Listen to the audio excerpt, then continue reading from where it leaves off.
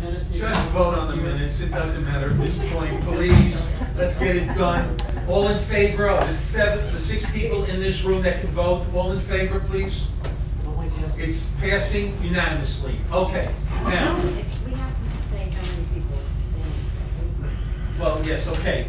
1, 2, 3, 4 people abstained. Right here, the 4 on this side. Okay. Now, we have one outstanding set of minutes that is missing. We've discussed it with the previous president of the board.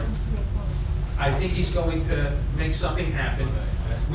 I don't think any money was approved during that session, so it's not a criteria for Mindy, but we need to close out the year, so. Yeah, and I'm going to go over some other minutes because there actually might be another closed session. But that one, yeah, April 3rd is what I have. All right, if there's anything else missing, would you be so kind as, if there's anything else missing, email Dan directly and Dan will go through it, please. All right, Dan, we're good? We're good? We'll make it right for next. And you'll tell me which one that was, because I don't think I was there for it. That was when, it was the one where we considered the NGA submission of the annual report. Were you there for that? Yeah, but I don't remember that being closed session. That was open session. Yeah, we're looking for a closed session. It's a closed session that's missing. I'll send you the date. There's a closed session missing. Everybody seems to, Donna seems to believe there's a closed session meeting, but she was sent out of the room. She was sent out of the room, and the meeting continued with her actually not here. She was the recording secretary. Yeah. April 3rd. I believe That's what we believe. I will verify. All right, that without date. knocking it around, To you all, because there might be two. The present secretary will communicate with. Because I was just informed that it's possible there are two, actually two. Okay. So I will verify the dates. All right, now, we have Okay. one more to do. Go ahead. Move that the Board of Directors approves the following minutes: the December 18th, 2012 regular meeting, open session as amended, and the December 18th, 2012 closed session as circulated. Second? Second? Anybody want to second it? Yes, of course. Thank you. There was a second. Anybody, anything to say? No? All in favor? We can all vote, at least if they were present. If Maitri wasn't present. Last month. Actually, yeah. Okay, Maitri has to abstain. She was sick. She had the flu. I think you had the flu, right? You look very good for someone with the flu. A month ago. All right. We are now, I believe, ready to roll. Are we ready to roll? We are ready to roll. Okay. It's you, Russell. Good evening, everyone. First on my agenda for open session is the sales and transfer report. I want to make an announcement that we were going to have Frank give an annual presentation this month. However, due to the closed session with Dean earlier, we bumped him the next month. So Frank will give his presentation on our annual standing next month. Good. The next item on my agenda is the garbage solution. I wanted to report to the board and everyone that we've starting to begin the process to look towards our architects to provide pricing to redesign the garbage area, which is the corner of Amsterdam and LaSalle, where the Metfood parking lot currently is. We're just at this point asking for them to design the area with the type of compactors that was approved by New York City, and to do some landscaping and possibly some recertification of the area. So we give them the direction to work on a proposal that I can bring back to the board. Hold on. I want to thank the Systems and Structures Committee, Ann Friedland, Chair, for sending the board members the email, providing us with the input that has been traditional for Systems and Structures. That email has been sent to the general manager, and we now have information that we normally would acquire from Systems and Structures. Make sure that's in the minutes, please, and thank you. Go ahead. Next item is capital projects. Last month, I asked the board in a recommended motion to approve the Cobra Head lighting proposal. At this point in time, I'm asking the board to rescind that motion for a couple of reasons. I'll give the frame up. The idea was to replace all of the Cobra Heads hanging off of the buildings and waterproof it and re-break up the areas so there's no future leaks. Use the microphone. He has it now. Oh, he has it. Go ahead. Hello. Okay, so to prevent all future leaks, we were having the areas bricked up, enclosed, and waterproof. The brand gave us a proposal based on the fact that Building 1 had a sidewalk bridge in place at the time, which would make the access to these overhead lights easier. Since that time, that has changed. Obviously, the sidewalk bridge around Building Number 1 has come down, so there will be a nominal price change in the next recommended motion once I get the new pricing back. Additionally, it was recommended by our representative that we include this as part of the local law project as a whole, simply because it offers us all this protections and warranties as all of their facade work. Originally, we were asking to do this as a quote-unquote a side job outside of contract, but we were advised against that. And one more thing, he will not add days to the contract. This will be done without days added. Correct. It'll be included in our current local law project as a change order, as to do with the pricing, but it will not add additional time to the project.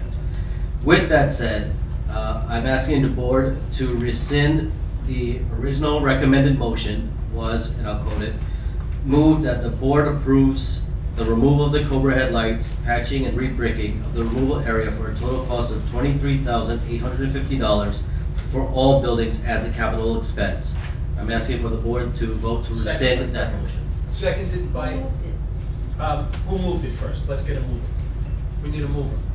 Nobody wants to move it? I can move it. You move it, okay, move it. Who's the seconder? No, Alfred, you're seconded. Okay, good. Now we moved it and seconded. All right, any discussion about this? No? Having no discussion, all in favor?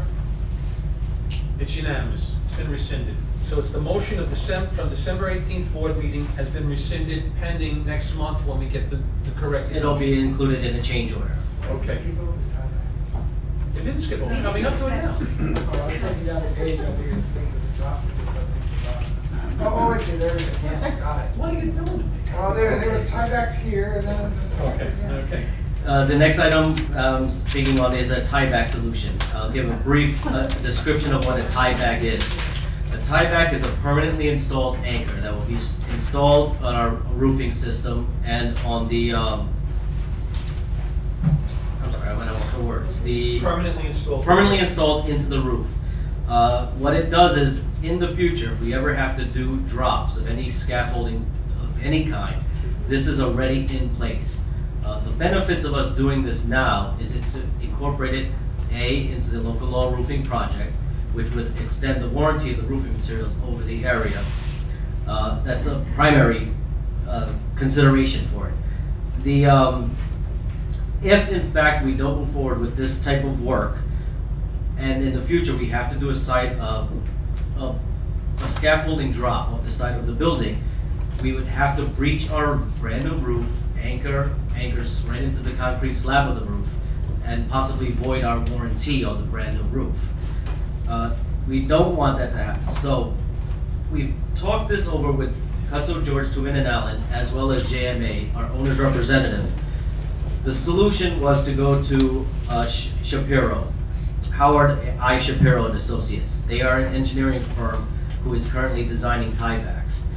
This is a relatively new idea in this industry to permanently install these tiebacks. Their CTA themselves was not interested in designing the tiebacks, and neither was JMA, who is also an engineer for our building roofs and exterior systems. I did speak to 2 other engineers to see if they were interested in bidding on this. One said they were not. The next actually also referred us back to Howard Shapiro. Thus, why there's only 1 proposal versus having 3 proposals for your consideration at this point. With that said, I do have a recommended motion. Moved that the board approves Howard I. Shapiro and Associates to provide engineering services to design the permanent tieback solution for a total cost not to exceed $57,500 as a capital expense. Who's making it? Andy, who's seconding it? Alfred, good. Any discussion about this? Yes, Chief. Yeah, after they design, so, and then we have to find another contractor. No, Brent will be the contractor, but we have to get a price from Brent. It'll be under local law 11 again, so we get all the benefits of the liability and insurance that Brent has on the All job. that stuff. Correct. We're gonna try to convince Brent to do it for no extra days though. That's what we want to do, but we haven't told him that. But they will. He now knows it because it'll be on the web tomorrow, but, you know. Yeah, you will be, like ask for more money, right? Yes, after we take these plans to them and show them the plans, they would draw up their proposal to actually do the work.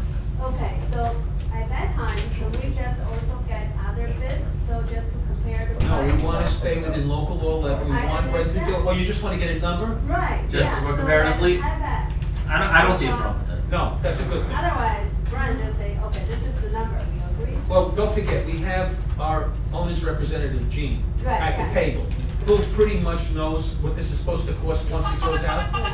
So he tells us, I go to these meetings with Alfred, and there's one thing that Gene's not ashamed to do or shy to do. He tells Brenda across the table, that price is ridiculous. Okay. So, you know, then you gotta do better than that. And then he tells us what we should expect, and that's how we get it. Nitro. So the reason this is unusual, so other, like, this is not something that's done commonplace. This is not like a, there's not. It's a relatively new concept that people are taking on. But there's no downside, there's nothing that. No, it only would benefit us in the future. It's the expense now, but it would benefit us in the future. Okay, and I guess my question is also getting parent bids once we get the design. I have no issue with that. I would do that. And then finally, comes to the sequencing, so it's to be done after all the work has been done on. Correct. For example, building 1 is already done. The roof is already completed. So we can start now. If we do this, say 6 months from now, or approve the actual installation of it, with Brent performing the installation, they would still have our manufacturer or roof membrane come back and validate that it's waterproofed and it's sealed and became a permanent fixture in the roof. So everything gets covered under that warranty. If we did it 6 months from now, say with a different vendor, the manufacturer may say, well, Brent was approved to install this membrane. We don't know who this new person is. They may not warranty the installation at that point in time. So then the benefit of having it covered under the local law level, is that, what's the dependency for that? Like, what would determine whether or not it is covered? Covered under it? We Oh, I mean, want, it's like, yeah. it's part of the roof. Brent is the Right. contractor, So right? if Brent is not the contractor. If it's not the contractor, then you have other issues because of the membrane of who put it in, who's got the guarantee, what this guy's gonna do when he cuts the roof. There's all kinds of issues that come up, and we wanna protect, this roof is not an old style roof where you throw asphalt down. This is the latest type of roof, and it's the membranes, and you have to make sure the membranes are sealed. What you do, after you do the work, and you want that warranty, that 25-year warranty in place. Otherwise, if there's a leak, there's nobody to sue except us. Remember, you always have the manufacturers will always look for that out. If, say, this ever fails, they're gonna look to us and go, well, who installed that right there? You breached your warranty, you're no longer covered. They'll go out of their way to try to find fault in what we do. So by including it with the current project, with their approved vendor, it does add benefit to the corporation. Andy? So it sounds like there's no need for sidewalk bridging for this project, because you're gonna build building one? Correct, this building 1 would not have to put up sidewalk bridging. It's within the confines of the roof, inside the Right, railings. you have the rails. Once you have the I was rails, just asking a question. no, but that's the reason why the rails are so important now. Oh, the rails. The rails are the key. The railing that's going up Yeah. once you have the railing, you don't need sidewalk bridging. Everything's gonna contain that on the roof itself. So therefore, just get it up to the roof, put it on the roof and go. By the way, you should talk about, since I mentioned railings, building 6 got this delivered today. So that was the greatest news. Building 2 is up, building 6 got this delivered. Go. Yeah, but following what you were just saying about the warranty and the approved installer, so does that mean that we will not be bidding out the contract work? We will bid it out for price if we have to. We're waiting to hear from Gene first. You mean just for comparison? That's all. But it's a given that Brent. Okay. The design portion is not being No, bidded no, I out. understand. The installation portion, absolutely. I heard a long speech about the design portion, and I don't desire to hear it again. But I do have another question about it. The materials that we have here, I think it's page 19, the letter from Shapiro, estimates the fee between 30 and 35, but the motion says 57. Yes. Filings. There's filing spot to this, right? Right, Isn't they there- estimated their fees would be 35, and they also estimated, base filing was gonna be about another 7,000. On top of that, Gene recommended, and CT actually validated, that we should ask them to go one step further and file a full-blown CD5, which costs another set of fees. What might that be? That's where an additional 15 was put on top, to bring it up to That's what we did. 57.5. That's why we put a 57.5. And the reason he I said. know what $15,000 is, but what's a 75? Oh.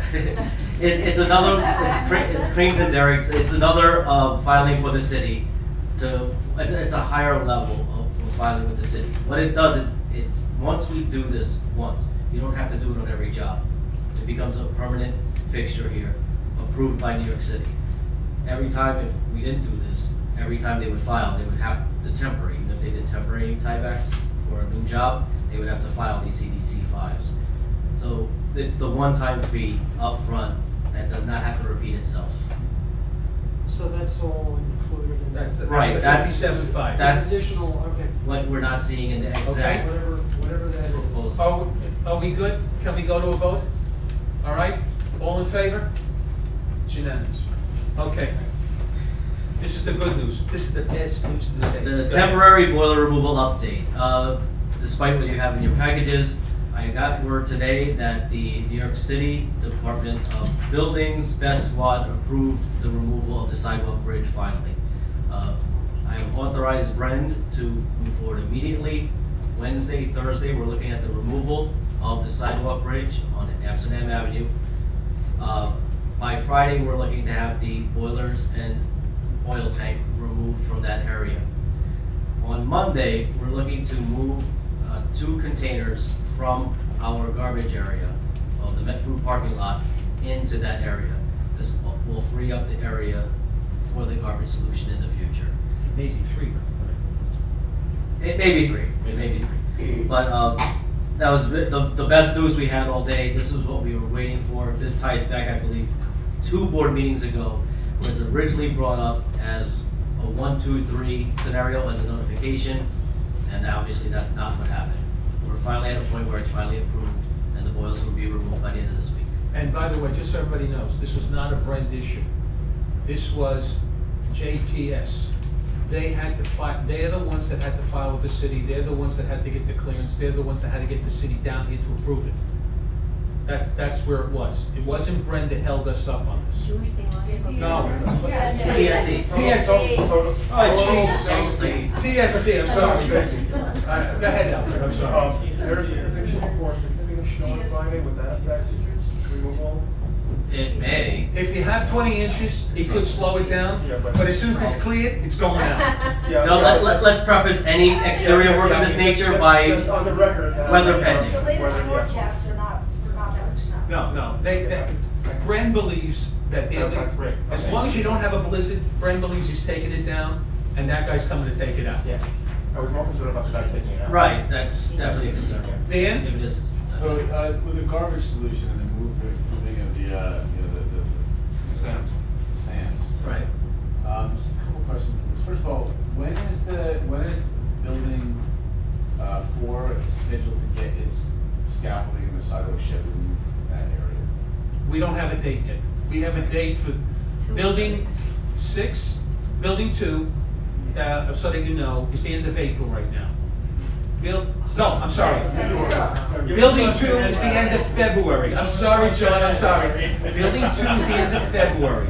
Building 6 was the end of April, but that could change dramatically because the railings came today, and if we have good weather, it could be pushed up. Building 4 and 5. building 3 was, we had a date, the tentative date, right? Yeah, that was late May. Late May. Yeah. And then after that, we didn't ask them for any other dates because we know they're in the middle of doing what they're doing. The total completion is still projected to be done before the end of 2013. Right. But, All buildings. right. I Everything. I know that, so, I mean, having a couple of these, I mean, so I guess it's okay to have these sands live in there, along all the scaffolding, but, will we, come up, will it come to a point where we're gonna have the sands live in there, where we kind of like reclaim that space? So the SAMs are project specific. So So once It's local law 11. once the project goes, the Sam's go. It's, Right, they're once gone. and it's sort of, that's the end of the line. Building 5 and 6 is sort of the end of the project. Yes, Yeah. well, 4 and 5. Building 4 and 5. 4 and 4 and 5. 5. Building 4 or 5. Chief, Oh, just one comment, because I was so happy yesterday. Brand was working. you were happy? Yeah, Yeah. Okay. I was happy because I know the office was closed. And then because they are working on the D lines in building 5, I thought, oh, today there will be no work. Oh, no, they're working. But they were working. At the last That's local good. law 11 I meeting, know, they asked, yeah, they're so well, good. Monday's a holiday, are we working? And the answer was yes. Yeah. It has what it's They have a standing direction from me. Yeah. We don't even want them to celebrate Christmas. We want them to work every day of the year. So they don't even come and ask us about holidays. They just, if Christmas is an off day, that's an off day, but otherwise, everything else, they work. Okay? Anything, what about Sam? What is this? Oh, it's a storage unit. It's Storage a, unit and what's the end? I don't, Like the pods? it's like a pod. It's a pod. Yes. No, this is a, This building. this is. Storage and Storage unit. That's a small, Okay. the one is Yeah, from the storage top. containers, Sam's a storage containers. Thank you. Okay, so, go ahead, RPZ. Right, oh, the other thing is just to keep the project moving, we constantly ask every 2 weeks, Brand on their staffing levels. They're currently at 40 workers on site on average. We do ask the question on why is there not more at times? And it really goes back to the type of work that's being done at that moment in time. We all have to keep in mind, the next, starting now is the coldest it's been in the last 2 years.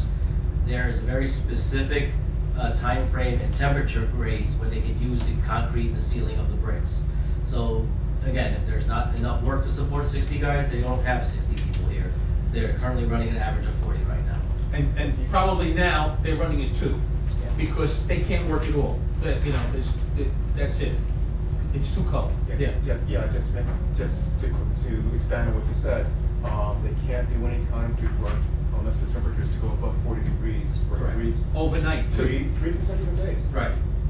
It's the day that they're working, plus the 2 additional days for Right. curing. So until April, March, we can't expect it. Right, that's just on the pointing side of it. Right, There is but the some grinding- things they could still do, the grinding, work they can do. the noisy work. Some roofing work and flashing work they can do, some they cannot. It really is weather dependent. The RPZ project, this project has been completed. These are the backflow preventers that stops our building water from piping back into the New York City's water system. This is No poison before. if the project is completed and the filings is in progress. Chimney degradation has been brought to our attention that the upper portion of the chimney is showing some signs of discoloration and staining. We have consulted with Neil Green from Skylar, who is going to contact the manufacturer and International Chimney. Preliminarily, he believes this is some runoff due to an internal waterproofing system that may be just literally washing out some of the soot and dirt from the chimney as it's operating. However, we're still looking into it. Okay, that's it on that one? That's on that Hold one. on. John, the next item, did you want to do something with that?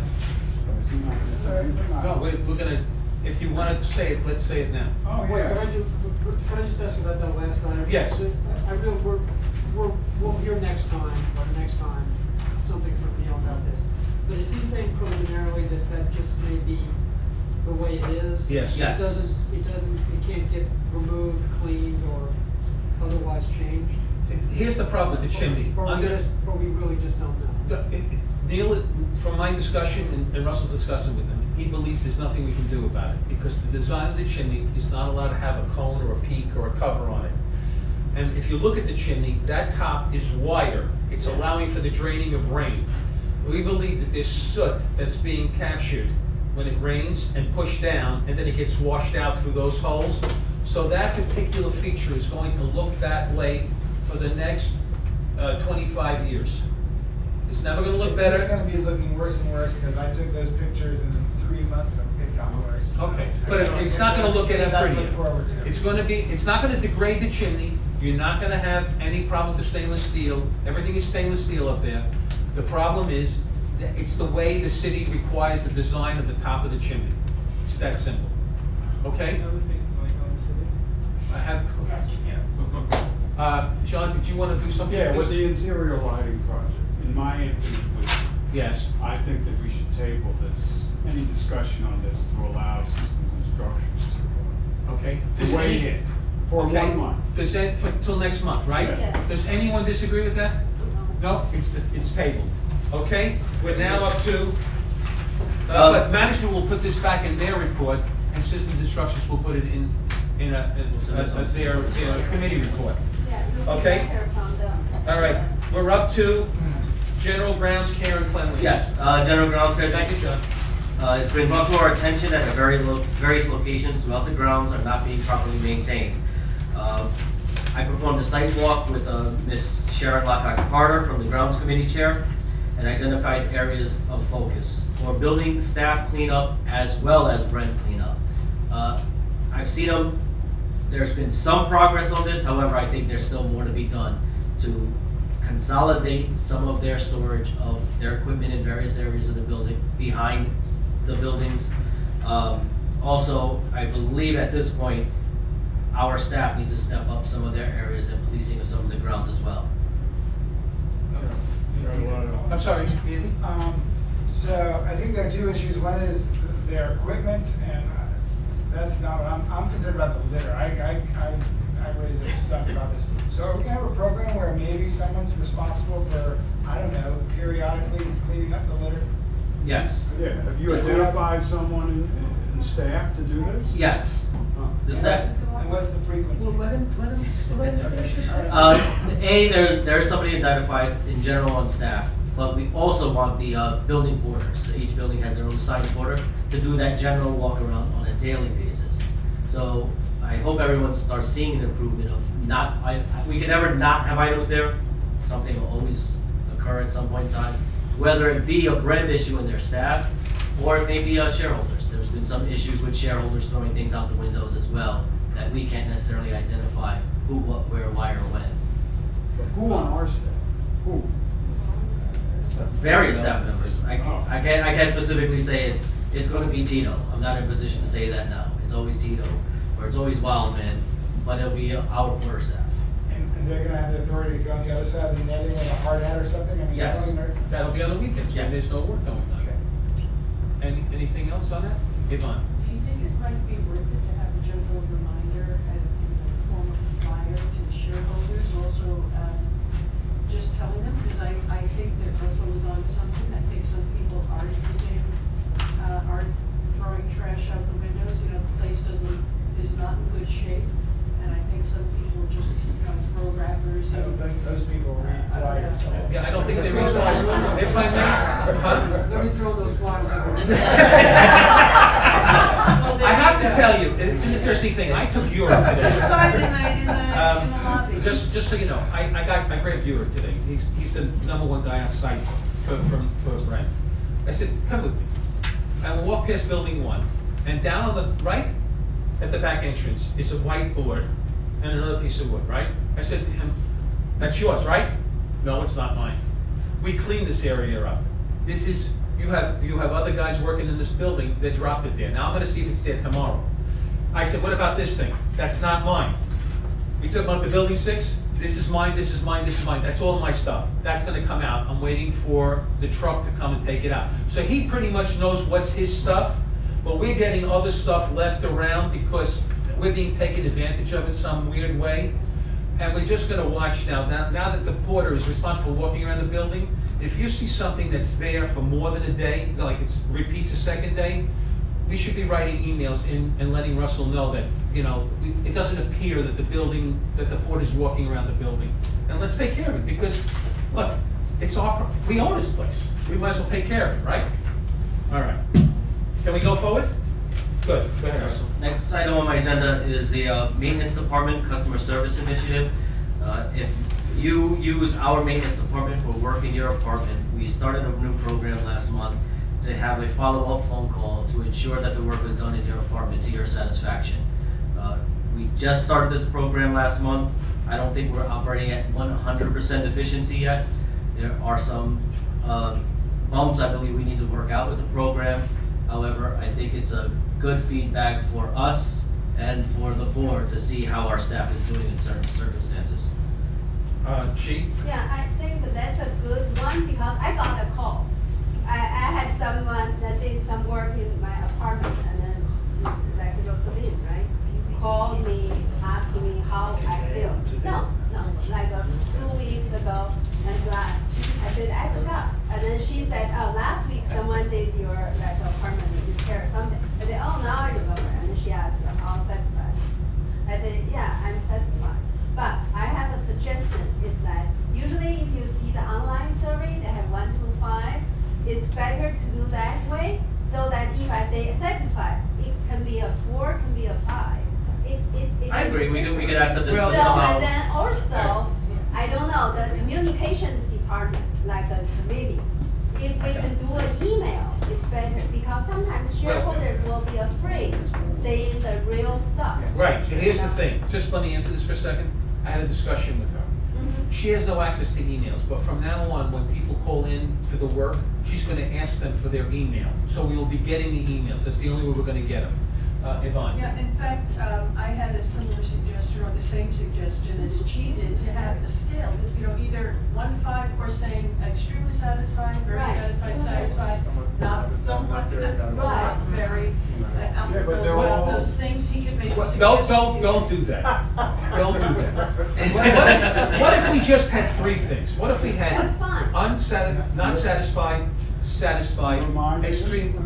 What if we, let me ask you this. If it was just 3 things, not satisfied, satisfied, extremely satisfied, and when it's not satisfied, why? The reason. And if it's satisfied, what do you recommend we do differently? Right. If that's okay, that's the way we should be looking at this, is that all right? Yeah. Now, do you want this to be moved to an online thing where you're gonna send somebody in? Because I don't think they're gonna respond. I think we're gonna have a problem responding if we don't make the attempt to make the phone call with the shareholder. I think it's gonna wind up, we're not gonna be getting enough responses. If I may, I think that it's so new in the program, I definitely appreciate the feedback and the scaling of the system. And we could definitely implement something along those lines, but let's push this forward a couple months on how we're doing it. If later there's a room for improvements through email or other correspondence, absolutely, but let's get on a firm basis of how we're doing it right now. Andy? So the answer to my question that I sent over email is, you're doing this to everyone, is that the answer? Yes, it should be. Everyone except It me. should be. And Is that? Except you. Everybody except you. Actually, I got a call today, I got a call today and I thought it was very suspicious yesterday.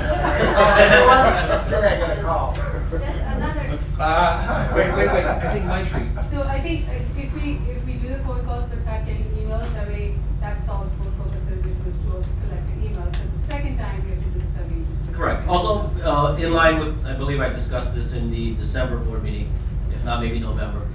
By the end of this month, the actual shareholder questionnaire is going out to get all of our base information. Oh, okay. So that will be going out as well.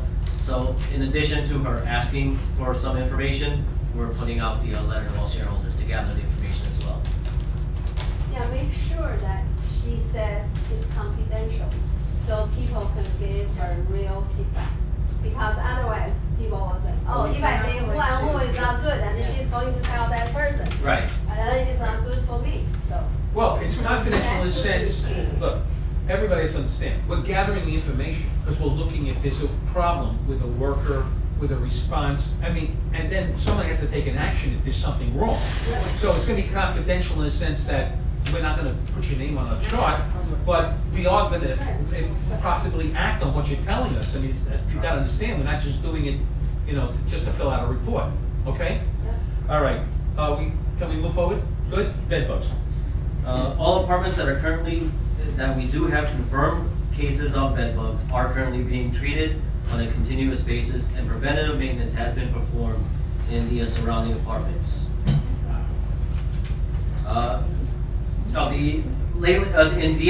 The unavailability of the rec room has curtailed us has delayed us in scheduling a information session for all residents. We do hope to have this in place in a scheduled date in February for shareholders to come and gather information and get a little education on bed bugs in general. Because I think this is quite a possible? If it's going out too late, could we consider doing it in a smaller place, just to have it done sooner rather than wait for the larger space? Well, it'd be better to have the larger space, because you don't wanna have to do it. You're gonna have to, smaller spaces may require more than one thing, and people may get shut out. At least if you have it in a big place, you have a chance of accommodating everybody. Because it's based on the So size. like a weekend, is that No, weekdays. A weekday evening, 7 o'clock. And the room's not available?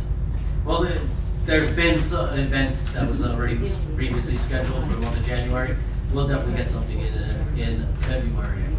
But even if we Look, have the to key is here, is that management has been aggressive in going after the bed bugs. Aggressive. Now, the contract, you wanna talk about that, the exterminating contract, where we are? Yeah, just to give the update to the current exterminator we have on site, Western Pest Services, their contract has expired. We have gone out and we've received 3 bids, and we're currently in our process of reviewing it. By next board meeting, we'll look to the board to recommend a new contract for regular extermination, and we're also considering breaking out, having a separate, complete bed bug specialist as well. So we're looking to have 2 contracts in front of you by next month. Okay, so, Last- there's one more? Yes, last item, just as a reminder, as of Oh, February yes. 1st, the next month's bill for all those who rent a parking space from Morningside, the new rates as per the December 3rd memorandum from Mr. Andy Ackerman will appear on your monthly statement. Depending on the location of your parking space, the monthly increase will range from $19.70 up to $34.50 on your bill. Andy? So I never got an answer, so apparently the Bureau of Consumer Affairs has okayed this, is that? Yes, all the information is submitted, we are good to No go. one answered the question. All right, so we are now up to the treasurer's report. Mr. Ackerman, are you prepared? I am prepared. Of course you are. Type it this time because apparently we're having trouble. So, excuse me while I read it. So the December financial. Microphone, please. Make sure it's on. The December financial statements indicate a positive income variance, which is more income than budgeted, of about $178,000, and a positive expense variance, which is less spent than budgeted, of about $228,000 for the year, which combined yield an overall positive variance of about $406,000 in our operating budget. This is quite a turnaround from the fall when we were projecting an operating deficit. Roughly $100,000 of the income variance is attributable to the fuel surcharge for the last 3 months of 2012.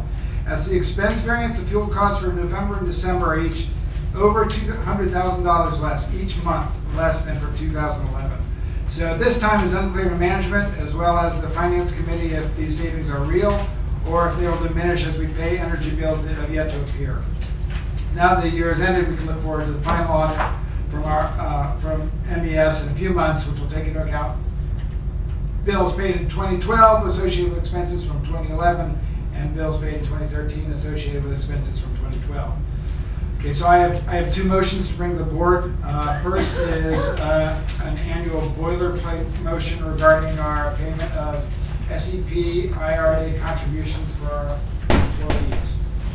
So this is from me, I guess. That's the one that says SEP IRA, right? Yeah. Everyone have that? Is it written exactly right, Andy?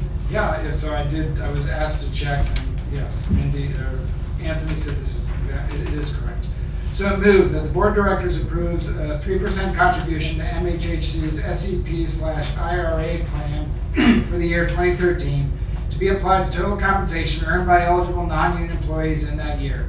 The total SEP IRA contribution for 2013 is to be made no later than April 15th, 2014. The exact amount will be computed immediately following the end of 2013. As is customary for financial statement and tax purposes, this amount will be an expense for the year 2013. However, since the budget is prepared on a cash basis, this amount will be a budgetary expense for the year 2014. All right? Is there a second? Out of finance? No, it's a second by Yvonne. Okay, any discussion? This is what we do every year. Okay, all in favor? It's unanimous. Thank you. Thank you. I think you have one more? So this is, second is a motion regarding water conservation, which was passed after extensive discussion at the last finance committee meeting. I'm first going to read it and then speak very briefly about it. So this is, I will change the wording such that it becomes a board motion. So the whereas annual sewer and water expenses total nearly $640,000 in our 2013 budget, equal to roughly 5% of our total maintenance income. And given that the annual cost of a steadily dripping faucet is estimated by the New York City Department of Environmental Protection to be over $770 and a leaking toilet over $1,070, the Finance Committee recommends that the board pass the following motion. That MHHC inspect and repair where necessary every toilet and faucet in Morningside Gardens, including all residential apartments and commercial units, such that MHHC will cover all labor and the shareholder or commercial tenant will pay for any plumbing hardware replaced within their We're leaving unit. it in? This is what the committee passed. So, This is the committee. so Okay. we have since learned, and we have a discussion after this was passed in the Finance Committee, that the commercial units are all, we've been assured by management, are all individually metered and they all pay for their own water. So whether they're wasting water or not is none of our concern. So because of that change, I don't know if I'm allowed by Robert's rules to amend my own motion, but to get rid of strike and commercial units and or commercial tenants. And the whole rest of it, all the way to the end of the line, or just? The shareholder would pay for any plumbing hardware replaced in their unit. Oh, I see. Okay, so this stays in. So this is in. This is a stay. So okay, you got it. All right. Is there? We don't need a second. This is a finance committee, right? Yeah. This is finance committee. Andy. So, yes. Okay, so it's second. So the other thing is second. Is in So I blank. just want to speak to it very quickly. So using these New York City DEP figures, so that basically, I went to their website and New York City is very concerned about water wasting, and so they have this nice little table. And if we have one slowly dripping faucet and one seeping toilet per floor, that's going to cost us $36,000 per year. If we also have one steadily dripping faucet and one leaky toilet every third floor, these are numbers the treasurer just made up, that is estimated to cost another $78,000 per year. What I made up is how many we have, not how much it would cost. So in this scenario, we'd be wasting $114,000 a year, which is 20% of our water and sewer bill and amounts to about 1% of our annual maintenance income. Note that a leak gets us coming and going as we first pay for the extra water and then pay for the extra sewer expense. This could be a lot of money we're throwing down the drain, and I'd expect everyone to welcome such a means to improve our finances without raising shareholder expenses. With regard to the work hours required for such a task, management has assured us that we have the workforce available to do so. It will likely stretch out for several months so as not to interfere with other tasks. Okay. Are we good? We have to vote, right? That would be a good thing. Anybody want to speak to it? Chief? I was not at this discussion because I went to another security meeting. Sure. That's fine, but I just want to make sure that I know that our water bill from the city, really management maybe needs to get someone really go after the city. They seldom come to read our meters. They just estimate. So the amount may be higher than what we should have paid.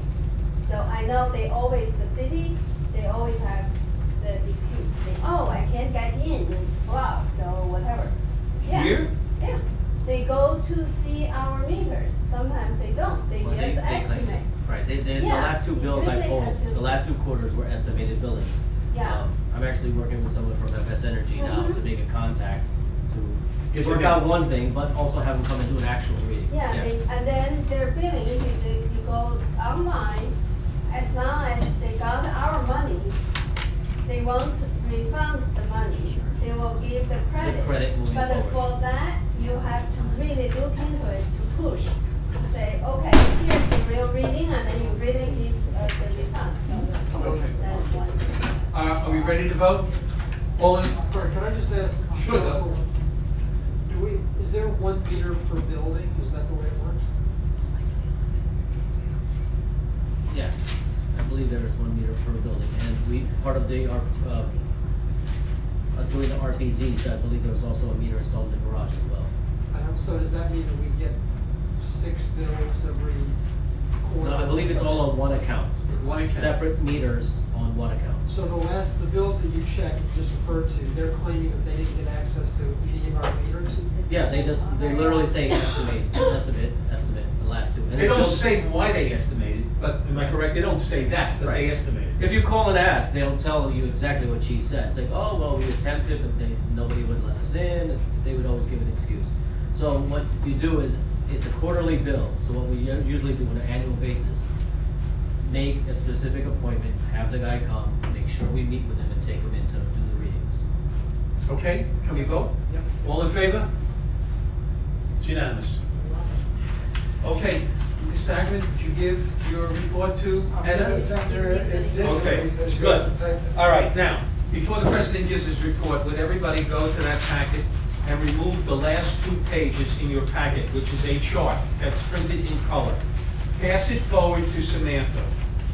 I'm gonna give you something else in place of it, but you must get rid of those, because they're wrong. I mean, Sabrina.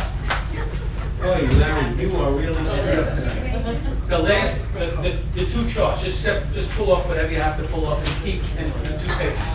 2, I'm gonna throw these out. Oh, all right, we go to now. It's revised, it's revised. Okay? Now, if everybody, am I still, oh, we're still waiting, okay.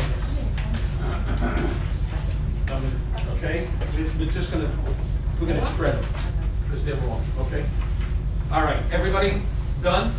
Okay, now, if everybody would take, these are collated already, so just take 2 sheets as you pass it around. It should be a big one and a short one, all right? The top- Yes, oh, I'm sorry, I forgot.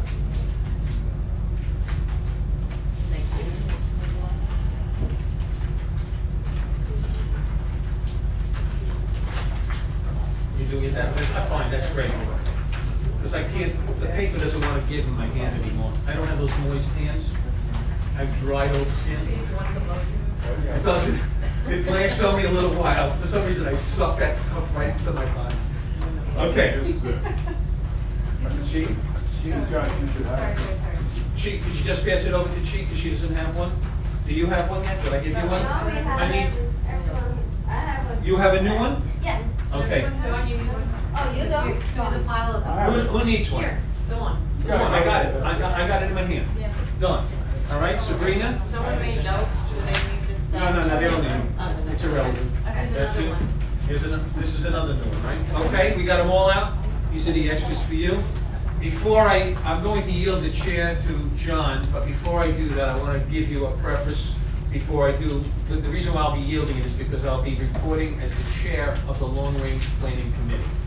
But before I do that, I want to provide information to the shareholders of the corporation that has never been included in any minutes from August 2011 to the present. This is what we all should know, and it should be in the record. The loan that was taken in August 2011 was for a total of $38.5 million. After paying off the previous loan, the balance of the previous loan, Wells Fargo took into its possession in escrow $6.5 million to cover all local law 11 work. We received the remainder of the loan, which was $9.1 million, which we could use for any capital work we saw fit. And at the present time, so we're all clear, at the present time, excluding the Wells Fargo escrowed money, the corporation has in its reserve fund liquid cash totaling $6,300,070. That's 6,300,070. Okay? Mr. Vice President? All right, I'm gonna need that back. You can use it. Okay, all right. So, We're now ready for the committee report. from Okay. Long Range Planning. the Long Range Planning Committee has sent a motion to you, and then I will speak to it. It's moved. The Long Range Planning Committee, LRPC, recommends that the board adopt the capital budget plan, which you are now holding in your hand, presented to the board by the LRPC on January 22nd, 2013. Now I will explain this chart. There's no second, it's from the committee. All right, this took a little doing, actually a lot of doing. And here's what LRPC is recommending that we understand about this chart. If you look at the chart, you'll see this colors. The first line says local law 11, including balcony, terraces, and roof. What we did was we constructed this chart based on everything that occurred just before August 1st when the loan came in. The numbers that were approved by the board between May and July of whatever the projects were. So, based on that, on July 24th, 2011, there was $10,629,999 in the reserve, in the local law 11 count, what we needed to spend, what we spent. When we move forward in time from there, once the loan comes in and we've spent money, now remember, that's the 2011. We are now at 2013. We have left in the Wells Fargo escrow account $6,280,623.90. Now, this is what everyone on this committee and every shareholder has to understand. Because that money is escrowed, we have no control over it except in this one way. Every time we pay a bill for local law 11, we are permitted to take that bill and send it to Wells Fargo, who will then reimburse us the total amount of the bill. And that money will go back into our reserve fund, our reserve fund. So that's how we free up the money from the escrow account. Now, in looking at this chart, knowing that you have $6,280,623.80 in the escrow account, and knowing that money is dedicated to everything about local law 11, we now have projects that must be done, that are going to be done with the money that's in the reserve fund. And as I told you previously, there is the money that we are allowed to use the reserve fund is $6,300,070. But you should also know that we also have in that reserve fund another $1,102,027, which is required to be kept as the minimum amount that must remain in the reserve fund by Wells Fargo. And every year, that's based on our maintenance. And every year our maintenance goes up, that number goes up in proportion to that, to what we must hold in reserve. So our total in reserve is really $7,402,097. That can be found at the bottom of page 2, everybody, if you didn't see it. That's just a well.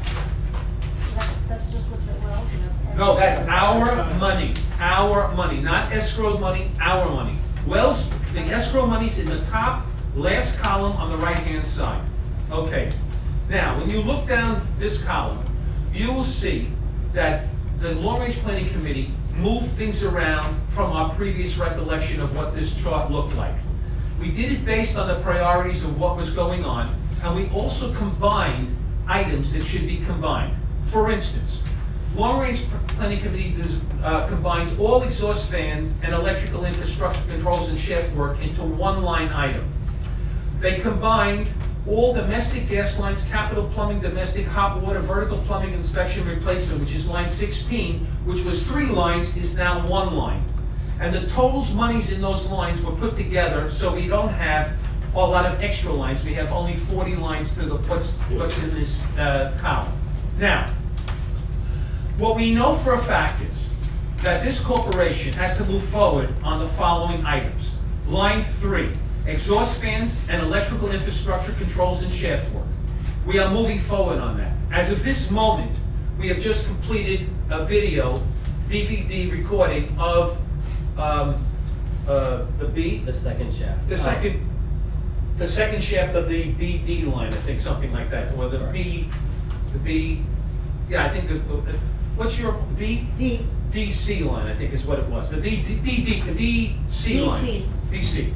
So we're trying to find out what the problem is, why we're losing air, but that's going on right now. And this project's going to take a long time, and we don't know how much it's going to cost yet, but we know at the time, the budget had $562,000 in it. In 2 different places, we combined it together. Outdoor lighting must be done. We are now up to the point where we're ready to pick a contract to design the outdoor lighting. We're waiting for answers to the questions that the committee has sent to them. When it comes back, the committee will meet again, and then it will make a recommendation that will come here. But that has to go forward, because we're removing lights from our property, and we must go ahead and do that job. So that's a priority job. The next job, the garbage solution, item 5. That has been moved up. It used to be much lower on the list, we moved it to 5, because that's a project that's going to go forward. We're not sure at what moment, but it's going to go forward within this year. The next item, interior lighting, is an item that no one had ever considered, and it has now come up as a critical part of our life here, and it's to be determined. But it will be a capital expense that we will have to engage. We don't know what that is. By next month, maybe we'll have an idea. The Cobra lights. Now, we have just rescinded the motion on the Cobra lights, correct? Everybody knows that. This will be removed. We will make the recommendation to you at the next board meeting that this be removed from this list, because it's going to go into the local law 11 above as a change order. And the 23,850 that you see in the over budget line will be moved back to contingency from where it came from. Because if you look at the comments, it says the LRPC recommends that the money come out of the contingency, line 36, and be put here. So now, when we come back to you next month, we will restore the money to that line and delete Cobra. The next one, tiebacks, design and construction. It was thought at the time that this would be a separate job, but we know better now. So that will be removed, and will wind up, hopefully next month, being done as a change order, which will go into the local law 11 column. So it won't affect our monies as we're planning to use them. The last most important item is the heating plant phase 4 and 5, which, if you remember, you reported on in November that Pepco was writing that up, and we're getting ready to do that work, whatever that's going to be. So from line 3 to line 9, excluding the two the yellow tiebacks and the Cobra lights, you'll have 7 items that will have to go forward. Now, when you look over to the fourth column, it says over budget. You'll see that RPZ in July had only $25,000 in the line, but the board spent $93,872 for that contract to complete it, which we have now done. And therefore, there is no more, we've moved the money there to account for it within this chart, but if you look all the way to the right, you will see it is now 0. That's as of January 22, 2013. Go down further to line 28. You will see that line 28 has 0 in it on July 24th, 2011. The interesting thing is that we spent, to finish BMS, whatever we were doing at that time, we had to spend $281,170 to complete it.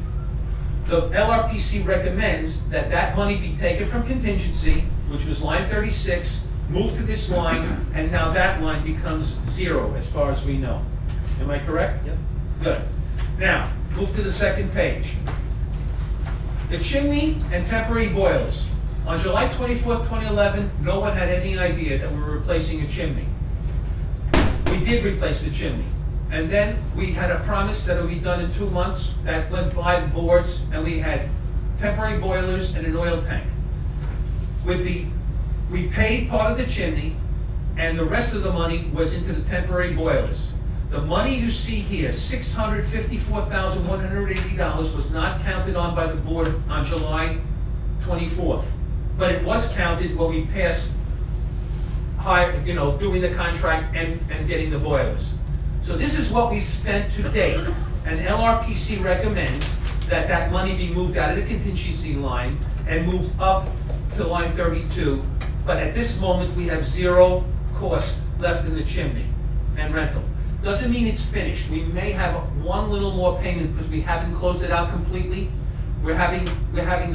This is our issue. This is the closed session issue, so I'm not going to go into it, but you know, the board members know what's going on. Okay, next thing. In July 24th, no one considered the purchase of apartment NB, which has been moved to open session tonight. It was passed, that motion was passed in March 27th. It was never moved to open session, it was moved to open session tonight. So, we spent $400,000 of money that was not, on July 24th, recognized as an expense. To compensate this chart and make this chart flow, we've moved that, we recommend that that money be moved from the contingency line to line 33, and now it's at 0 because we've paid for it. Yes? You should do it because nobody. Oh, yes, I thought it, thank you. The motion that was moved to open session for everyone's benefit on March 27th in closed session has now been moved to open session. Moved that MHEC move forward with an offer not to exceed $400,000 for the purchase of apartment NB Building 1 as part of the approved expansion arrangement with MRHS, Morningside Retirement Health Services. This motion carried unanimously. Note, as MRHS will be contributing $275,000 of the total purchase price, which is, I will tell you, is not the right characterization, but I'll explain to you in a second.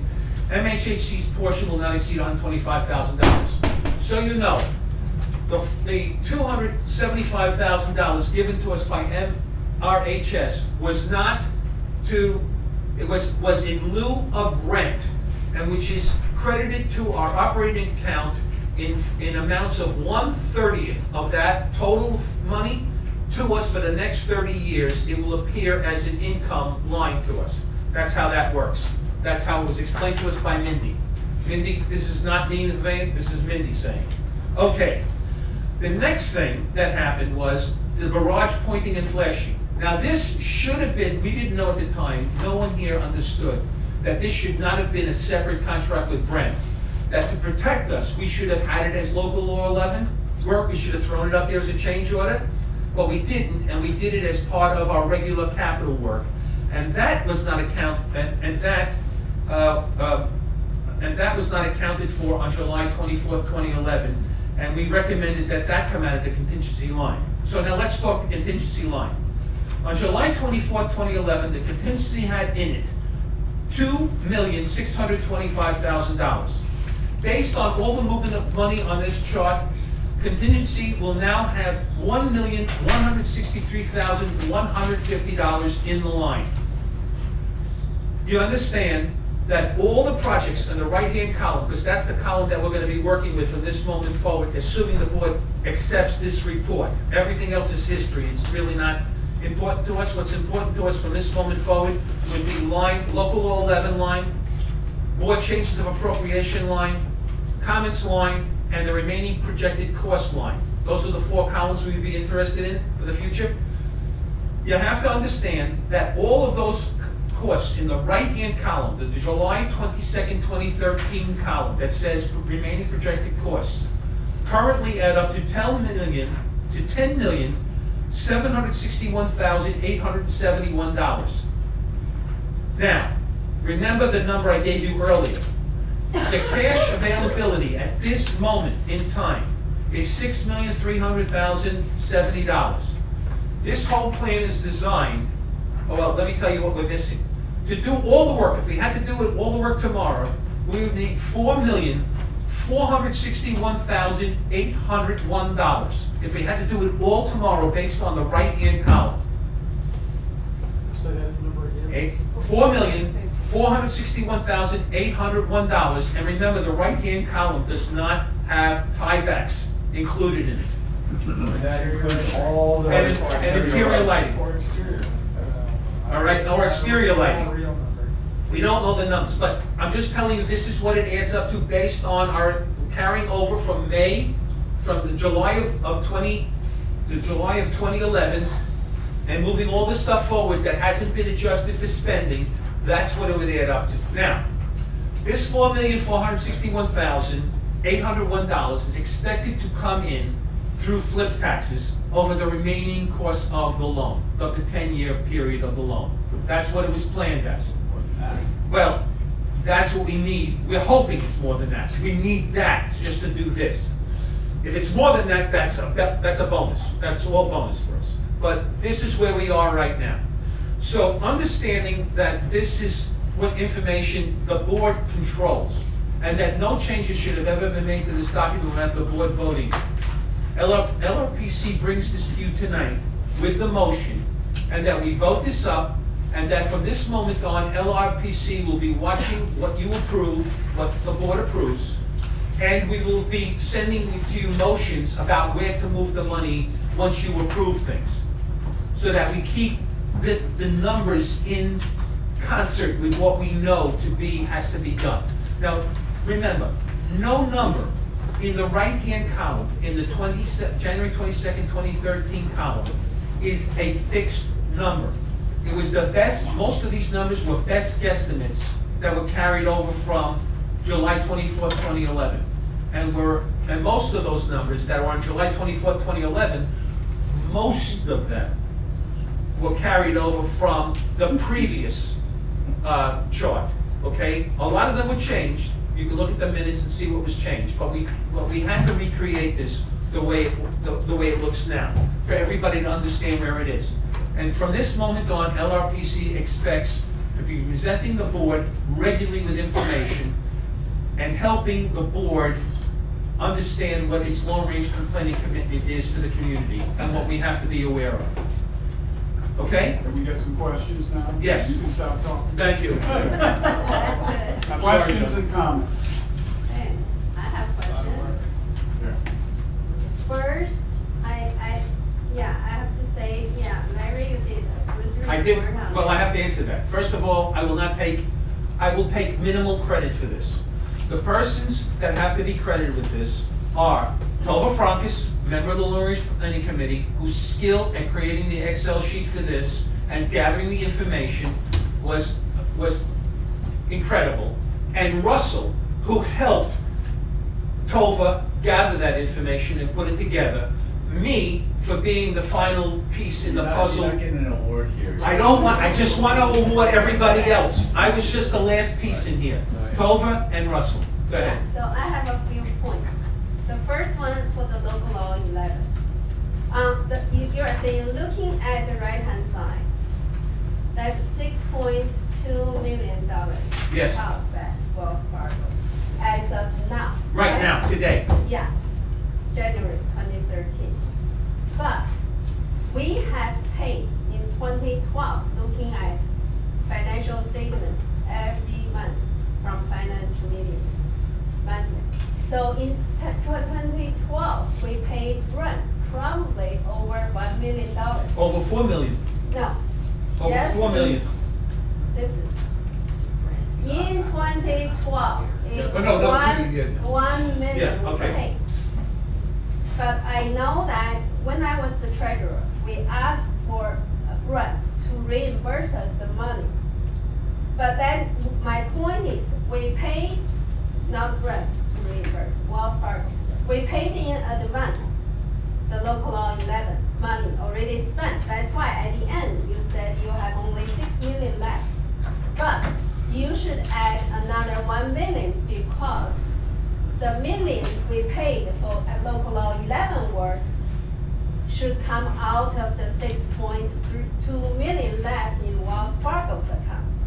So that means we paid in advance, Wells Fargo should reimburse us and back to what we can use for the 1 million. You're assuming that we That's my haven't, point. but you're assuming we haven't asked for the money back during the whole No, year. no, we did, since I did for like, that's why it's 6.2 left, because we asked for a few times, I don't know, management, I gave them 2 emails. They're doing, Yeah, doing. I know, so that means last year's money, we haven't get back from Wells Fargo. All So of last we- year's money, all of it. Probably like after March, something like that. April. But you can look at it. So that's at our usable money, like about, if not 800,000, maybe a little more than that, maybe 1 million. You have to check how much we paid rent, Right. and then how much we'll get back. So- So that's local law 11 money we paid out of Wells We Fargo know stuff.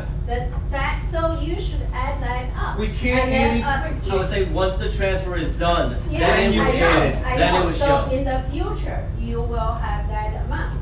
The other thing. Chief, let me just clarify this, so that everybody understands Right. what your question and what is going on. You cannot raise the number, 6 million, to any other number than is here right now, because the bank said, this is what you have here. This is what you have in this account. I understand. When Wells Fargo sends us the check, and it goes into the reserve account, Right.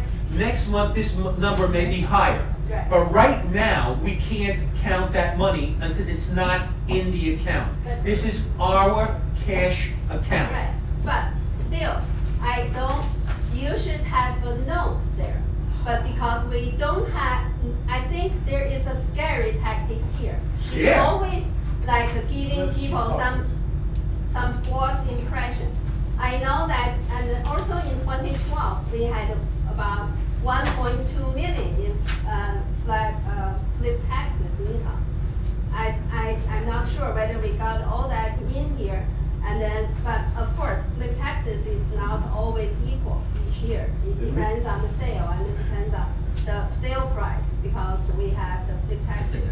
Every dollar is there, Chief. So I understand, I just want you to know that.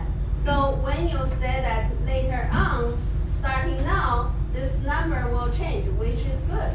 You really need to change, because according to whatever the money in the account changes. And then that's just a comment, because I don't want you to give the shareholders wrong information, saying that, okay, we're short of money.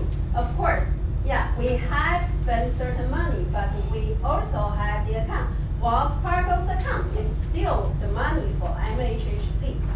And then the other thing is, I have questions about a few lines. Just by looking at this chart today, like perimeter sidewalk plate replacement, I think we just did a big one, pretty big one, on La Salle, on Amsterdam, and then 123rd, during like just last year. And then we argued about the payment. Remember? That's a lot of work. Chief, But do there's we only still 150,000 left in the account. We paid them for the work. Read it from left to right. Yeah, I understand, but we still have to plan for 300,000 for perimeter sidewalks. Why is that still that high? I know we probably didn't spend that amount of money, but if we don't need to use, of course, in 10 years, maybe we still have to use it.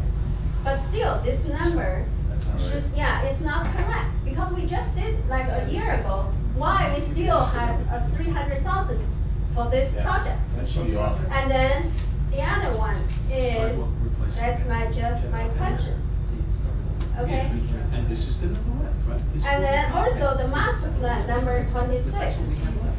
Look at the We settled, 2 Chief, minutes. Chief, one second, please. You're making arguments about things that are really not correct here. The Russell, not correct. listen for a second, please. The number is not made out of fabrication. The number is Russell's number to us of what's left in that budget line based on what we paid to finish the account with Scorpio. Remember, they got paid all along. Right. There was so on July 24th, there was no work going on with Scorpio. Wait, follow please for a minute. Follow, and then you can tell me if I'm wrong. On July 24th, we had stopped the work with Scorpio. You weren't giving them any more work. There was a whole argument going on, and we stopped their work. Remember, there was an issue because they did work we didn't want. Yes, absolutely, Okay. absolutely correct, Now, Larry, all of the things Now, you're saying. so what happened was, when Russell came on, Russell had to settle with them for the balance. Understood, you are absolutely correct in Okay. everything you're saying. Can I say something? You're wrong though, okay? Because if I budgeted for a big screen TV for $2,000, and I got one on sale for $1,000, do I still have in my line $1,000 for a big screen TV? No, because I got a big screen TV, okay? We haven't replaced the sidewalk. That line should be out now. We haven't finished replacing the sidewalk. I thought we did. No! Okay, can I speak? Well, wait a minute, let's clarify something here. Because We have fulfilled this. we have not, no, just a minute. We have not finished replacing the sidewalk. We fired Scorpio from the job, we paid him off, and what's left is not just what's under the bridging. Broadway is not done. There are whole areas that are not done. Scorpio did not finish the job. You are wrong, and I can walk past it. I walk my dog on this concrete, and I can see all the X's. I know it's not Well, done. the X's are not done, then it's not done, okay? That's what I'm saying to you. So when you say the money doesn't have to be there, I can't remove money until we finish the job. I'm not holding it for 10 years in that line. I'm holding it until the job is completed. When Russell says, if Russell says to me tomorrow, we have done all the concrete work, and the LRPC should know that we spent $200,000 to finish the job. It's finished. That means there's $107,505 left in the account. Long Range Planning Committee will come back next month and say to you, that money should be moved in contingency. But we can't move it until somebody tells us it's done. And he's the one who tells us that. Larry, are we here to argue about each one of these? No, but you can't let, you We're can't. here to vote on this capital. Yes, plan. we are. But John, Right? I mean, this capital plan is. Well, then is make your specific. make your comments, but there doesn't need to be the back and forth. Yeah. Make your comments, and then we can vote. Yeah, that's my question. I just think that since we did part of, I didn't say to remove that line, I just want to make it clear. I said we did a lot of work on the perimeter of sidewalks. Then the numbers should be changed. Whatever it changed, should change, whatever, I don't know. But the other question is, the master plan, it's the same question. Number 26, look at the line 26. It says sidewalk again. Okay? No, that's not- Road and sidewalk. It's So not that I just sidewalk, want- Jane. I understand sidewalk. Interior path. It has nothing to do with exterior sidewalks. It says sidewalk. It's interior sidewalks. Gee, we go over this every year. Interior pathways. Yeah, path. Interior. Well- So you That's look at headline. interior. We're not okay? confused, Gene, believe me, we know what it I means. just want to make it clear, because I'm confused, I'm reading this one, interior bathroom. Okay.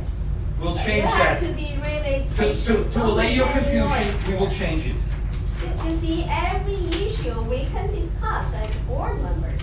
I think we're not in the long range planning committee, so I think Yeah. it's appropriate for us to ask questions. So I would just request that people keep their frustration down, because it's hard to communicate when I know that. anger Glad you and said that, people's Helen. voice and people's voices. I'm right? sorry, I you're right. request, and since you're moderating, I would ask you to keep, because it's not right to talk in anger, I don't think. There was no anger being demonstrated. It's loud voices. It could be loud, but Okay, it's not. fine, that's fine. Yeah. All right. John Who wants to- Umbrella has a question. So that's my question. Who? John. Okay, well, let someone else talk. John. I just want to commend the committee for getting to this point. I'm currently a member of the Long Range Planning Committee, and we started out presented with something from prior documents that were so humongous. And it was a booklet this thick with a plan that you couldn't even make heads or tails. So whether we're quibbling over $100,000 here, $100,000 there, or whether Wells Fargo over $200,000, this is now something that we can read and is a very useful document. To be presented with a capital plan that's 35 pages long was absurd, and I just want to commend the committee for getting, and Russell and Toba for getting it to this point, because you may be right. Maybe we're owed $200,000. Maybe there's another $100,000 here or there. But at least we have in 2 pages something we can read, and it's a very useful document in my opinion. Etta, who's next? Yvonne, I think. No. You passed, okay. Dan went. Oh, yeah. Oh, you didn't? No. Oh, I'm That was sorry. my turn. I thought, oh, it was out. That's not. You gotta put your name, you gotta put your name. My tree. Right. No. So, I just had a question about, you were saying that there was, Barry did the 10 million minus the 6 million, we said about 4.6. Just remind you of the big numbers, we said 10 is what we're expecting to. It's total. And then, no, I'm just restating it, just so I understand. No, but if you read the column, the far right column, go right to the bottom, No, there's the I got it, so number. it's 10.7, and then we said we're currently, the funds that are available are 6.3. So I think we've come up with like 4.461 or something. Right. Right. Okay, and so, can you just explain what, so you said that that's the money that we expect to raise from flip tax, is that? All monies to the corporation. Right. That's not, there's $100,000 that every cooperator, not every cooperator is giving, but the cooperators, as part of their maintenance charges, there's a piece of it that says $100,000 is going to the reserve fund. Right. So that's in the budget line, we voted for that. So that's 100. Then the flip taxes go to the reserve fund. Then fees to the corporation for closings and stuff go to the reserve fund. J51, if there's any J51s coming in, that goes to the reserve fund. That's how you put money into that reserve fund. And the rent. So I'm And, The rents on the two owned units. okay, and the rents on which two owned units, The please? the two units Morningside owns and rents, and monthly rent is automatic. The big one is the 1 million we think will get a flip tax this year, right? So that's The big one is the right. big- Yes. Yes, that is the big one, That's primary absolutely. fund. So what we're thinking, because I know part of when we were doing the plan of how we're going to repay is, what we're going to do in terms of the balloon payments and all of that. Like, I know we were also thinking about that 1 million going towards, so over the next 10 years, like that was what we were thinking. I'm just wondering if that 1 million that we're saying is coming in flip tax is being kind of used multiple times. So we're thinking about how it's going to be used multiple times. But every month, there's an accounting of flip tax. And every month, that flip tax, I think, is used by bookkeeping style to pay.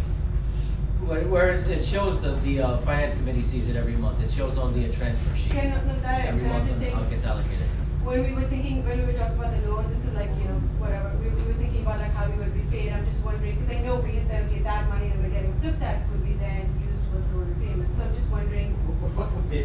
What did you say? Can I see my Wait, question? Dan, hold on one second. Wait. No, I'm just asking him to help me clarify the Oh, okay. question, because I'm struggling with how to ask it, because it's. All right, so the answer is, I mean, the way we projected it was, about $1 million a year in flip taxes over 10 years. That's right. Yeah. Plus, plus the operating, plus the J51s of about 2.3. And yes, I mean, the projection was that at the end of 10 years, there would be, probably about $9 million. Some of that could be used as a decision point, whether you use some of that to lower your balloon. Right. Or you could use it for anything, but yes, I mean. So, because I'm just reminding myself of the conversation we had a year and a half ago, was that money that we were expecting to get from flip taxes, we were thinking at that point that it would be used to pay down some of the loan. But I'm just saying, but now from what we're understanding here is that some of that money would be used towards some of these projects, so that money gets divided up. No, I think there's a mistake here, and I'd like to clarify it. And I think Dan will support me on this. We'll see. It was always intended that the money to the reserve fund would always go to fund the capital work until it was finished. And there's a 10-year plan. This was the 10-year plan.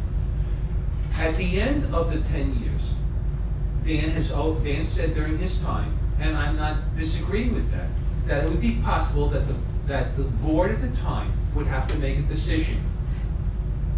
You refinance completely, or you take some of the money that's left over at the end in the reserve and use that and refinance to bring the mortgage down. That's what you could do. But that was never a guarantee. The guarantee was, the plan was designed to take my other sheet. No, my other sheet. Yes, there it is. To take, that we took a $38.5 million loan. That was a smaller loan than was originally recommended, because the division of the creation of the loan for $38.5 million was dependent, the money to complete this 10 years was dependent on the reserve fund coming in. That's the way it was done. That's the way it was explained. I was on the board at the time, John was on the board, Doug was on the board. That's what we did. No, Doug wasn't on the board. No, you were on the board, I'm sorry, I'm getting confused. So when you say about paying off the loan, that's the farthest thing from everybody's mind at this point, because we have to get through spending money on making these buildings 21st century buildings and lasting, as opposed to being, falling apart. And this is all designed. Dan, did you? I had some, yes, I read it. That is relatively accurate, yes. Thank you, Dan. Couple things. First of all, questions on I don't understand the local law 11 line. Where the 5.6, but not, okay, I understand the 900 is the 5.6 and the 4. Where is that? Remember, you have balconies and roofs. Well, where did those numbers come from? They came from, at that time, that's where those lines were. We had money in those lines to be used on the roofs, the balconies, and local law 11. You had 3 separate lines. But We took the 3 lines, put them in one line, And that's how you get $10.629.999 on that date. Yeah, but there's, no, when we Yes, Dan. refinanced, no, when we refinanced, it was about 5.6 for everything, including roofs. No. Yes, it was, including roofs. No, none of the lines of the budget, there was a roof line and a balcony line, Dan. The balcony was not $4 million. I mean, if somebody could show me that, my computer just went out, but, you know, I mean, I know we had that spreadsheet around. You have those numbers? No. Just 1 second. Tova. Okay, then in July 24/11, there was $65,600,000 for local 11, Yes. $900,000 for balconies, and $4.1 whatever, 100,000 whatever for the roof. Those three numbers that you see there were taken directly from your budget of July 24/11. So now, okay, so now we know what our expenses will be from this point May I on. add Yes, something? yes. Okay. This sheet, the focus was not on the local 11. We are going to have, for the next long-range planning committee, work on the local 11. Here, we focused only on the project not related to local 11, because the local 11 money is escrowed, okay? Yes, but what you're making an assumption, you're basically, I think, projecting, you're basically saying we have a $10 million liability on local 11 roofs and balconies from this point forward. No, you're reading it wrong. We have a $6,280,623.90 Those are- is what from this point forward. You're No, reading it. No, that's just what's held in escrow. That's what's left of the work. This covers all the remaining work. They're very That's where similar. the number came from. 6.280 is what's expected to be spent from now until it's finished, and on the next page, the 6.3 is what you have to cover that. Okay, so why? No, those are confused. Those are just different, We just have to coincidentally, figure out. those Yeah. Oh, numbers. excluding 11, right. Dan, believe me, don't even worry about the 20, you're getting sidetracked. Yeah, but, okay, so no, because you're saying, because you're adding that up in the end, you're adding that $10 million number, which is not a real number. What are you talking about? The 6 million is No, not in the 10 million. I'm only adding from line 2, Dan, for your benefit. You're adding too many columns, too many lines. Dan, so you're clear? You add the numbers from line 2, Dan, Dan, It is the first page. Dan, that's why I made it in colors. Dan, we're adding the numbers. She, can I have a second, please? I'm just trying to tell I'm him gonna tell him by where giving the him number information. is. You add the numbers from line 2 to line 36. When you add those numbers up in the right-hand column, and that's what this focus has been on, those numbers, you come out to $10,761,871. Okay. That does not count the number in the yellow box, because that's escrow money, and we don't worry about that. So, Wait, No. I'm waiting on Dan. Wait, I'm waiting on Dan. I know where he's looking. He's looking He's at got it. July 20, He's got it. 2011. Dan, you got it now? You understand what we did? The number just so similar. The Yeah. right-hand side Okay. is total, not including those numbers, you know? Okay. Yeah. So that's. Okay, we're good now, Dan? Yes. Thank you. can I ask you a question? If you were going to spend this Dawn, 10 million, Dawn, don't ask the question. Why? Please don't Why ask are the you question. questioning us? Because you're gonna confuse it, because you don't really understand what we're doing here. I could sit with you for an hour and explain it. Go ahead. Who's the, Chief. oh, no, he hasn't I thought I started. was on the list. Andy? Yeah, he is on the. She didn't put you down. I spoke already. Okay, I just want to say that this is not this document was not meant to make anyone frightened. This is not about scaring anyone. This is about trying to clean things up so we can put something in 2 pages of paper in front of us and we all look at it. And so you say that numbers are going to change. Numbers are going to change. This is a living document. That's Right. why the whole idea is when numbers change, when the project closes out, we're going to zero it. We're going to report and we're going to give you a revised, the committee will give you a revised spreadsheet. When we get prices for things, like the lighting project, that's also going to change numbers. And there are going to be times when, prices change, there's no more money, we have to make a decision about where that money comes from. So this is a living document, it's not just scary. Who else said? Yeah, who's next, who hasn't spoke? I spoke once. Someone, okay, thank you. You see, yeah, I like the explanation, but I have one question. For the number 2 lines. Councilor George Truman Allen. Isn't that part of the local law 11? No, he does other things for us. But He doesn't only do local law 11, he does other designs for us. So when he does them, we take it out of that line. And then, but for another, for Russell, and then Russell? Sabrina, right? When you claim the money from Wells Fargo, whatever we pay rent, we can ask money, and then also CTA. Also, if they did, like whatever Anna did, all those jobs they charge us on local law 11, you can also ask. We're gonna ask for everything, That's- Chief. Yeah, We roll it all that's together, part yes. of. And then I think I would like to see if you update next chart next time. I'd like to see as of the date figure. I know it's on the right-hand side, so people know this is as of January 27th. May I explain how the chart will look in the future for you? That right-hand column is gonna come all the way over to the 3rd column. Okay. It's gonna be right after local law 11. From this point on, that last column will be the 3rd column. You will see the board changes in appropriation will be the next column. The comments will be the next column, and then we'll start the quarters after that. So given Andy's comment that this is a living document. Right. Can we now vote on this? For the motion, I have one. For the motion. Yes, now talking about the motion. I think there is a confusing part. Either you say capital plan, or you say a budget. You can't use both. I think budget usually is year to year. And then you say a capital plan, people knows that keep changing. And then budget plan, it's really, I don't know, I just Googled it. Budget, you see there is a saying that capital budget or capital plan. There are 2 separate, It's a like long-range separate plan. line. It's a long-range plan. Yeah, long range plan. So what are you're asking to change the wording here? Yeah, you What? can use like a capital plan, present it to the board. Capital plan, Yeah, that's what you want to call because plan means that You you accept that? have No. a projected cost.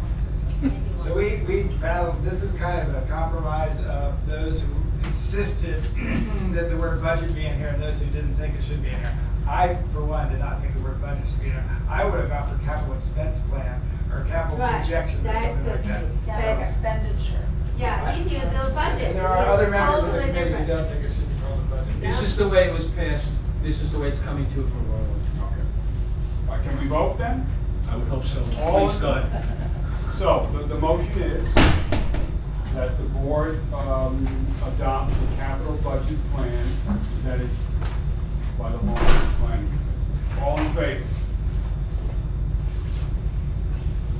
I need you, Well- 1, 2, 3, 4, 5, 6, 7, All opposed?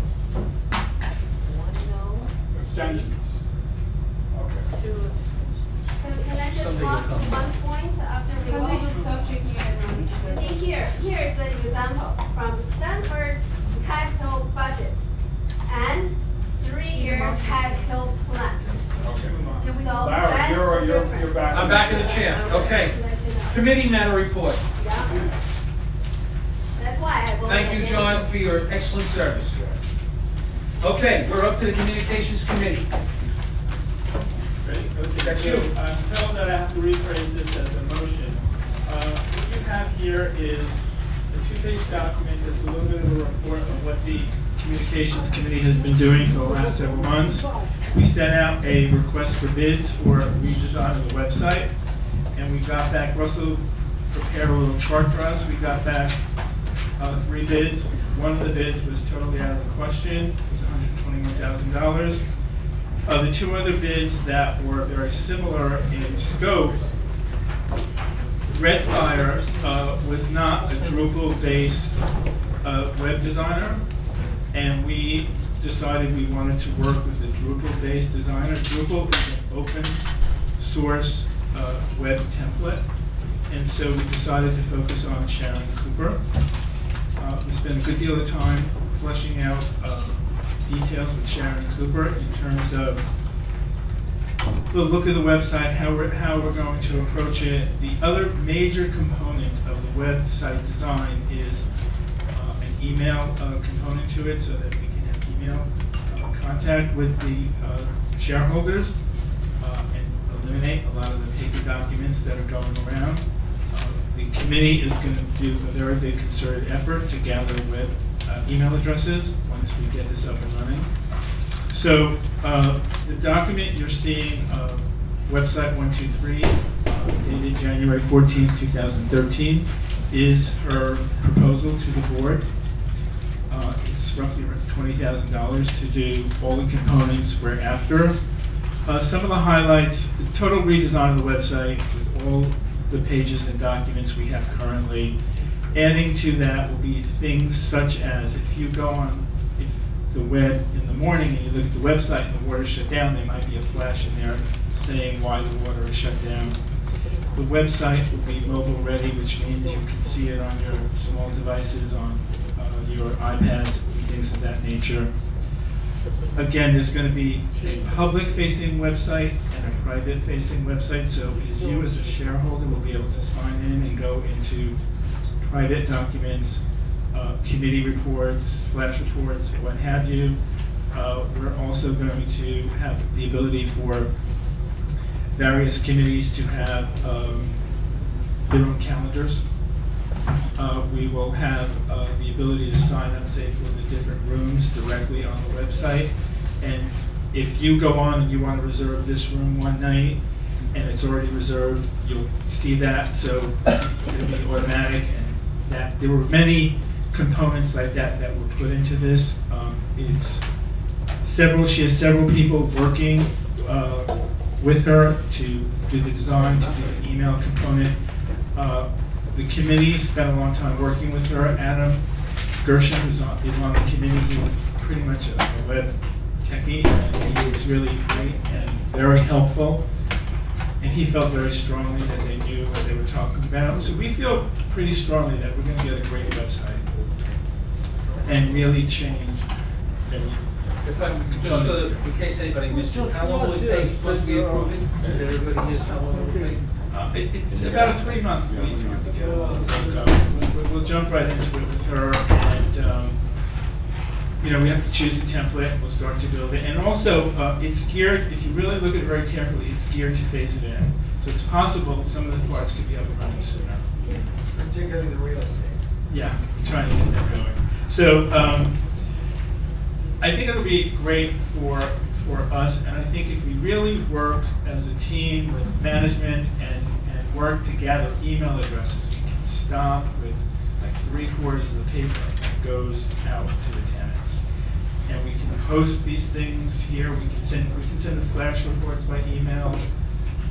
There's a lot of things we can do with this.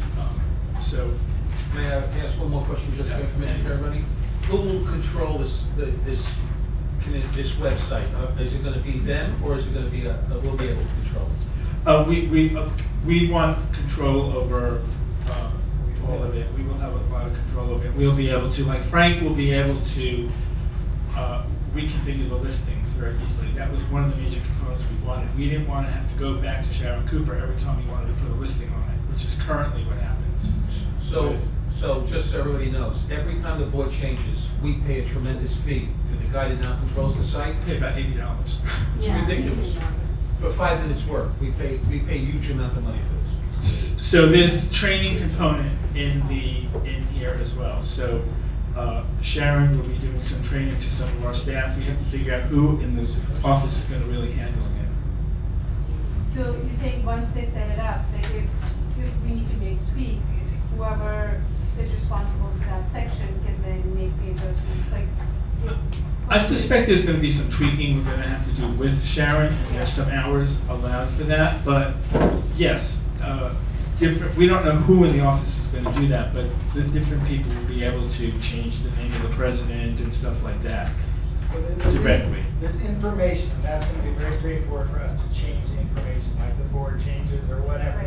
That's gonna be built into the whole design. We can do that. The committee- As to whether you're gonna add a new function, that's a different thing. With the like the calendar function. Yes, that will So be able to be. So that's like a deleted by living us. breathing thing, so once that's updated, then it's like it's a, yeah. Right, so it's basically like it's Right. current, it's as of the most current. Yes. one. Right, I don't know that every detail is worked out in terms of that, but for instance, whether a committee chair will be able to change the calendar or a staff person, but the committee chair should be able to go in and post things on the calendar pretty easily. Next is Chi. But wait, don't we have to vote on? Question, oh, Do sorry. you have a motion? Is there a motion? Yeah, well, the motion is, To accept the proposal of Sharon Cooper? yeah, the communication committee proposes hiring Sharon Cooper, website 123, to redo and upgrade the Morningside Heights Cooperative website and incorporate into the website an email program which allow electronic communications between the manager and the shareholders. That's from the committee. We have a budget line item of 22.5 and No, it's budgeted. You don't have to do it. we're actually They hoping have a budget. to, It's in the, you voted for it. we're hoping it to be There are around. lots of things that are in the budget, that doesn't mean, so what comes to the board when? But this is the way it works. The committee, this is the way these things work now. He will come to us, one of the officers will sign off it, he's gonna make a request for funds, we're gonna sign off, approve it, and we're gonna pay her for whatever we have to pay her, up to 22.5. She can't get more than that. Nobody can get more than what's in the budget. Remember we voted on this new procedure, how money is removed from how groups access the money? We never reported that out, so we have implemented, we have a whole little form now. And so it's very formalized and an officer, the treasurer, unless someone else will approve. And part of it, you say, how much was your budget at the beginning of the year? How much have you spent so far? What is the request here? What does that leave you with? And so that's part of We're what we actually said. hoping to bring this in for 20,000 or less, so that we have, let me just finish the checklist, so we have a little bit of money left over to solicit email addresses. Like for instance, we might do lobby events where we have some donuts and get people to sign up for email addresses. That's really a major component of this, is getting the email addresses. Let Dan finish his question. The communications committee has a budget in our annual budget of 22.5. Okay. They approved that. Right. But my question Wait, is. one second. Did he say Do you that? need, are you okay? Okay, now. Yeah, my question is, I think it's close to metric, but I just want to make sure. Like, after she finishes the whole entire project, right?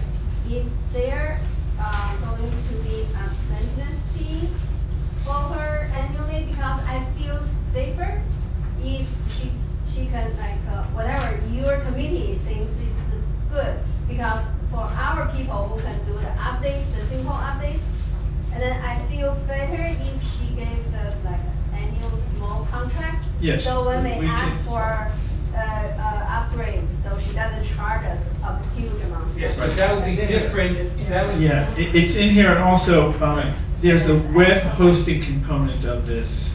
That's number 14, that's an option for us if we want to choose But it. here we charge is 925. And he's That's pretty, right. he's pretty excellent. at That's the this web stuff. hosting piece is 925. Right. Yeah, but there's a lot included in that. No, I know. But in terms of, she's talking about, what was the first thing you She's said? talking about maintenance. Yeah. Right. So that it's $450 a year. Yeah. That's the number she gave. She Right, estimated but 6 that would be hours. but that would be different than what we're doing with the budget line now. Right, That we yeah. would enter into a contract, sign an agreement, pay them the money, that would be a whole nother thing. I would point think there is- would be an ongoing relationship. Yeah, with my that to point some is, degree. I'd like to keep her, so that just in case, Yeah, the no, website right. can crash. And then if we rely on that so much, Yes. and then we can, our people cannot get it back, right? Right back. I think there will be some ongoing relationship Okay. with it to some degree. I think there would have to be. That's good. And I know you explained this earlier, but the link between Connect and this. There'll be no connection. No connection. So, but I thought there would be something I connected. thought there was, I thought It might be a link, you might be able to go from one to the other. At the moment, it's our website right now.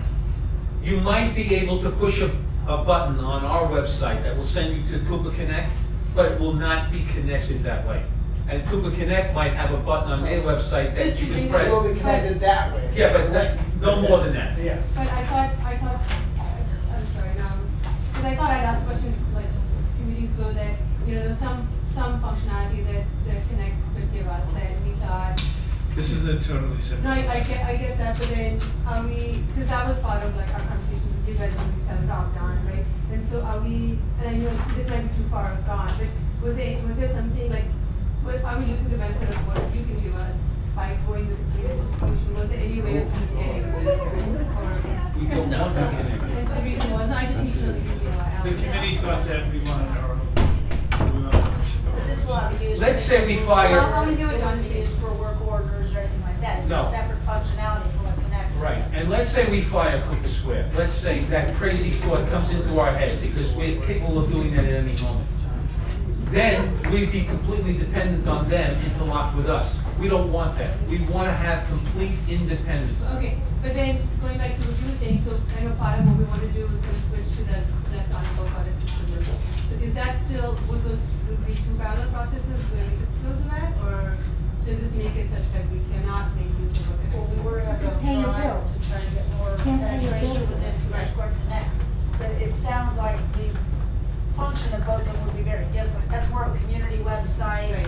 where we use for sales and leases Right. and committee information, where Cooper Squares is more for accounting information, So both board would be- orders. Okay. Yeah, we're not gonna do maintenance bill, we're not gonna do maintenance bills or Okay, anything so like that, that. I think that helps answer it. So the answer is yes, those two would be parallel processes. But like part of what you would need is potentially emails. So if we collect emails, Correct. there would be that level. Like, so Yeah, we're not you- gonna do the same work yes. twice. So whatever we gather for one site. We're gonna share. Absolutely. Yeah, absolutely. Anytime we making get it- an email address, Oh, yeah, we're it's gonna like share. gold. There's no question. And Anytime we get an email address, it's like gold, Right. because it's just like, You have that motion written down, right? I have it here. Okay, good. All right, guys, any other questions? Because if, yes, Doug, go ahead. Yeah, first of all, I just want to say thanks to John and the other people Yeah, here. for putting this together. I obviously kind of vote for it, I think it's a great thing. But I just want to ask you one question about the way this might work. I don't really see this referred to in section 3, but is it possible that a component of this website could be, I don't know what the right term is, but it will be just like a board page? absolutely. Where we could access closed session minutes, contracts, things that. It's in here. Somebody could throw out some It's files in and here, like- it's actually in here, there'll be a way to segregate, the mailing list, so there could be a board component only. Right. And then only we could get into it, right? Yes. A board component where we can start to store categories of documents Yes. like commercial leases, rent contract, I think that would be, yes. That's been part of the design. How about all motions that have been passed by the board? Everything. That Andrea's been working on? That'll go in That there? would not be on the board page, that would be, all Shareholders. shareholders would Well, we access could do that too, Open but, minutes. But there's also Closed stuff session that- minutes. Right, There's that's what I also said. stuff you have to authenticate as a shareholder to see things like that. No, of course, But of then course. there's other stuff that anyone. That can was see. explained that we would have that, I'm asking something like. So, okay. yeah, no, there is here, I'll look for, there's a component that does make reference. to- Oh, okay, okay. And they will delete outgoing. all right? Are we good? Are we, is everyone good on this? Okay, can we vote on it? Good. All in favor? It's unanimous. Congratulations, John. Excellent job. We are now up to board member motions. Chi, I think you're the first No, one. there is another one. if we did it, yeah. The And, bylaws, also John. We'll let you go first because John just finished. You can go first. My last name is Chi. I know, but he just spoke. You were first. No, he has, yes, you have this one, remember? This one. Yeah. Yeah. So we have it back. And now Chi, you go first. Okay, thank you, President. How about thank you, Larry? That would be even better, okay?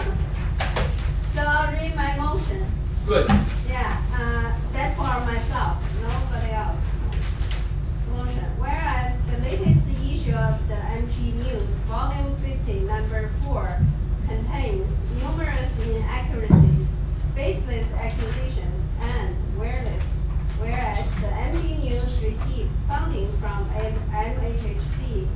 2013, even though it's a small amount, I understand. Therefore, be it resolved that the board expresses that it does not endorse nor condemn the opinions of the MG News, and that it be further resolved that no funds taken through shareholders' maintenance may be used for the purpose of production and distribution of the MG News. Is there a second? Is there a second? Second, Nitri. Okay, you can speak, Chief. Yeah, I just want to make it clear, because since there is a budget line, like $500, if I remember correctly, it's in our operating budget. That means that's taken from our shareholders' money. So that's why I wrote it like this last paragraph. So, because I read this news, and then there are certain articles, and then there are not a few of the issues it mentioned. It's not correct, or it's misleading. And also, it also gave shareholders false ideas. Like in the what's with that section, it says even the number of employees leaving, left, resigned, retired. It didn't say specific, just say, okay, there are so many employees left. It gives shareholders impression. Whoever read it will think, oh, that's all the previous board's fault. So, but in fact, the leaving of the staff, I read it, for me, there are a lot of closed session issues, and then especially on personnel. And then I look at the editors' names. None of them are board members. So how did they know the specific issues? And then also, if they don't know the specific issues, why they talk about it? They can talk about general terms, and then all the people they talk about leaving. There are people retired, there are people resigned. It's not just people fired. And then we are very clear as board members, but that's just one example of the issue in that article. And then there are numerous areas. The other thing is very ironic to me is that on the second page, it says their policies. They are saying that, oh, they are making the correct, accurate information, but in fact, in certain articles, I don't know who wrote articles, because what's with that? There's no name who wrote it. And then I saw the last weekend, they asked, last week, because the deadline for submitting the next issue is January 20th. But on the news, it says January 15th. So they changed the lines, they can say extending line. But I saw that request for articles. They say people can contribute to what's up. Is that section? I thought that section is just for their MG News editor. So it's very confusing. And then their own policies, they listed there, but they don't follow their own policy. That's why I think the MG News, they are not doing the right job according their own standard. So that's my opinion. Because every board members who read that the whole issue, you will know certain sections are good. When you reach punctuation, let me know. But so that's just my point for now. Maybe later I'll talk about more. So it's really, and then some shareholders also talk to me, spoke with me. They are not happy with the articles. They are saying they are giving the false, their false facts and then not accurate. And then the tone, every article, if you read newspapers, you can see what's the journalist standard, right? You report the facts. If it's a shareholder's article, fine. They can express their ideas. They're angry about certain things. But as editors of the MG News, and then I think that's part of the MGCA. However, it headlines, warnings, whatever, it looks like it comes from our organization. people probably think, oh, the board support this. Yeah, MGCA is a separate organization. So I think if they cannot do the good job like the MG News before, I really like the MG News when I first moved in. I really like it. And then every issue, they have new shareholders info. And then what building number, what shareholder came in, and then which shareholder has more. Can you speak to That's why you just don't much want better. the money put there rather than tell me about the past? Okay. Yeah, because I think if they can go back to the previous good standards, the money can be used for their, like, whatever they need. But now, every issue, they have certain articles, like attacking certain people.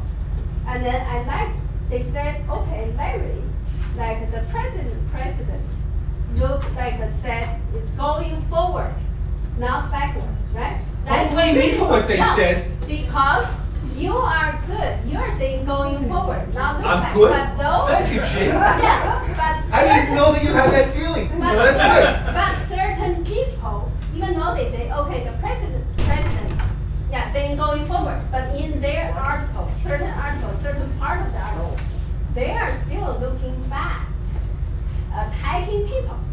So Okay. that's not good. Can we now, I guess are you, that's my reason. Chief? Okay? Yeah. Okay. Andy? Okay, so I thought a lot about this, Chief. I've heard people complain about the Morningside Garden News, the tone.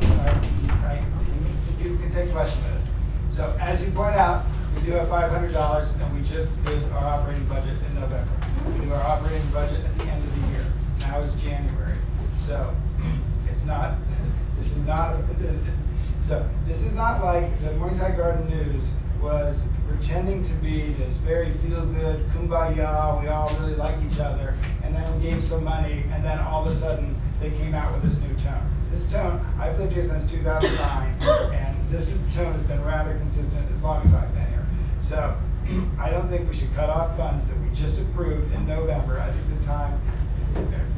I think it's a perfectly valid question whether we should give them the $500. By the way, there's no employee, your motion mentions distribution. I'm quite certain there's no staff involved with distribution. It's just $500 for printing out of the $1,500 MGCA budget. So I agree that this is a perfectly legitimate debate to have or discussion, but I think we should do this when we're doing the operating budget, and we should do it at the end of the year to see if we want to fund it next year. This is nothing surprising. This is not a new tone. That's The new my tone response. starting 2006. But anyway, it was the same tone that it was last November that it is now. Okay. Anybody else? One more. Well, actually, I want to say one more thing about the inaccuracies. I believe the masthead when it says that it will publish any articles that are submitted to it. So if you think there are mistakes and inaccuracies, I think you should send an article in. And Point out then, what the mistakes. if they don't publish it, that's something you should bring back here. Yeah. And let I will. everybody know it. But that's an important point, Good. okay? Thank you. I will do that, but not this coming issue because that is the Whenever you feel and like then doing it. The other Whenever thing you're moved, it's fine. is only 100 words to 120. How can I address all the issues? You Well, see? why don't you write every month then? Every time they have it, you just keep writing. And as long as they don't refuse it, Langtree. Wait, am I next? Yes, ma'am. So I think this kind of goes to just a general sense, and as you're saying, this is something that's been going on for quite a while. We've all noticed that there is like a tone to this newspaper, and there's a tone of negativity, and I think this board has done tremendous work in terms of moving forward. I think we're on often different stuff reading, and you have to watch your expressions because you're negative when other people are talking. So I'm very positive right now, I'm very happy. I don't care for the positive, just don't be negative. I think we've voted based on our conscience, we've voted based on what we feel right. It's often in opposition or in concurrence with what people think. I think we all as board members have the duty to speak up for when something we think is inappropriate. I think I'm just making a statement and appeal to all of you who notice, and I think we have conversations with people who are on this board, or people who write these letters. I think it's our duty to make sure that we change the tone of this complex and change the tone of how we communicate with each other. If we see lies, if we see inaccuracies, I think it's our job to challenge them. And I think I have a tremendous amount of respect for all of you here, and I'm sometimes disappointed because I know that there are conversations that are happening. I know people are in contact with people who are writing inaccuracies, and I guess I'm just making a plea that we know what the right thing is to do. And don't perpetuate untruths and don't perpetuate inconsistencies. And we should be able to look each other in the eye and be able to know that we're doing the right thing, that we're not spreading untruths. And I think it's high time we start doing that. Like, I think this board is taking a great step towards making decisions that are right for the corporation. And I think MG News is one of the spaces where there's a reversal and it's going back in the wrong direction. And I think it is each of us to make that, to confront people who write those kinds of letters. And we know exactly where it's coming from and we know what the negativity is. I think it's each of our responsibility to do the right thing. I know you all can do it. Okay. I happen to agree with a lot of the stuff that's in the MG News, but I just wonder about people who want to buy into this corporation if they're reading that kind of stuff with that kind of tone, And the last edition, it was Christmas. Could we have some feel-good stories? Could we have some stuff about what shareholders are doing? Please? Does this stuff have to be on the front page? That's, and I agree with a lot of what is said in there, but, come on. Okay, knowing that there's no one else on this list, I'm going to move to a vote. All in favor of the motion which says, whereas the latest issue of MG News contains numerous inaccuracies, baseless accusations, and whereas the MG News receives funding from MHHC in 2013, therefore be it resolved that the board expresses that it does not endorse nor condone the opinions of MG News, and that it further resolved that no funds taken from the shareholders' maintenance may be used for the purpose of production or distribution of the MG News. That's the way it's written. That's what we're voting on. One slide, can we correct the typo, but and baseless accuracies? I'm sorry, I'll. And just put an and in there after inaccuracies. What line? First. Oh, right at the, and, okay, And. fine, yeah, that's, of course we, Chi, do you accept it? That's fine, yeah. Yeah, she accepts it, okay. And the secondary accepts it too, I think, right? You don't accept it, Maitri? Oh, okay. All right, all in favor of Chi's motion, raise your hand.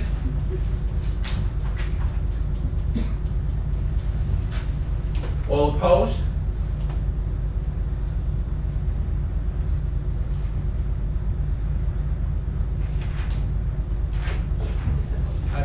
Just a word to Chi. I think your motion would have passed had you limited to one single resolve. I think you would have had a successful motion. And I think you know which one that is. Okay? All right. No, really serious.